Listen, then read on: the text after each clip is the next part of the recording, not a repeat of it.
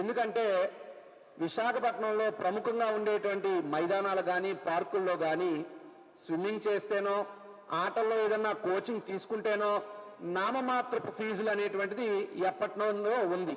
కానీ మీ కూటమి ప్రభుత్వం వచ్చాక విశాఖపట్నంలో వాకింగ్ మీద ట్యాక్స్ వేయడం అనేటువంటి ఒక దుర్మార్గమైనటువంటి చర్యకు మీరు పూనుకున్నారు.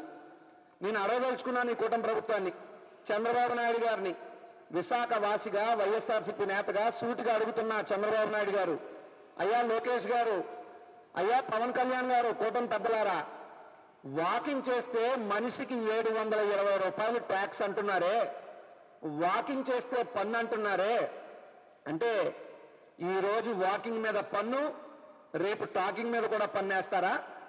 ఎల్లుండి బాతింగ్ మీద, ఆ మర్నాడు బ్రీతింగ్ మీద కూడా పన్నేస్తారా? అంటే నడిస్తే పన్ను, పడుకుంటే పన్ను వేసేటటువంటి చెత్త విధానాన్ని విశాఖపట్నంలో మీరు అమలు చేయాలనుకుంటున్నారా అని నేను ఈ కూటమి ప్రభుత్వాన్ని అడుగుతున్నా.